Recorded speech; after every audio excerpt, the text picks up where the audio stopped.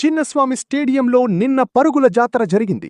గుజరాత్ టైటాన్స్తో జరిగిన ఉత్కంఠ పోరులో రాయల్ ఛాలెంజర్స్ బెంగళూరు మధ్య ఏం జరిగిందో చూద్దామా. టాసోడి మొదట బ్యాటింగ్కు దిగిన గుజరాత్ టైటాన్స్ నిర్ణీత 20 ఓవర్లలో 205 పరుగులు చేసింది. ముఖ్యంగా యంగ్ సెన్సేషన్ సాయి సుదర్శన్ ఆకాశమే హద్దుగా చెలరేగి కేవలం 58 బంతుల్లోనే అద్భుతమైన సెంచరీ 100 సాధించాడు. కెప్టెన్ శుభ్మన్ గిల్ 32 పరుగులతో సహకరించాడు. ఒక దశలో జీటీ 220 దాటుతుందనుకున్న వేళ డెత్ ఓవర్లలో ఆర్సీబీ బౌలర్లు కట్టుదిట్టంగా బౌలింగ్ చేశారు. భువనేశ్వర్ కుమార్, జోష్ హాజిల్వుడ్ కీలక సమయాల్లో వికెట్లు తీసి గుజరాత్ను కట్టడి చేశారు.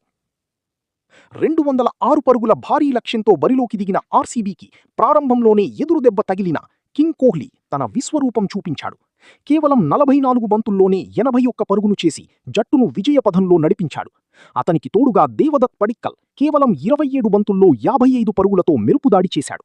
వీరిద్దరూ రెండో వికెట్కు 115 పరుగుల భారీ భాగస్వామ్యాన్ని నెలకొల్పారు. చివర్లో కృణాల్ పాండ్యా తన ఫాస్ట్ ఇన్నింగ్స్తో మరో 7 బంతులు మిగిలి ఉండగానే ఆర్సీబీకి విజయాన్ని అందించాడు. ఈ విజయంతో ఆర్సీబీ పాయింట్ల పట్టికలో 2వ స్థానానికి దూసుకెళ్లింది. ప్లేయర్ ఆఫ్ ద మ్యాచ్గా విరాట్ కోహ్లీ నిలిచాడు. మరిన్ని క్రికెట్ అప్డేట్స్ కోసం మన తెలుగు ఛానల్ని ఇప్పుడే సబ్స్క్రైబ్ చేసుకోండి.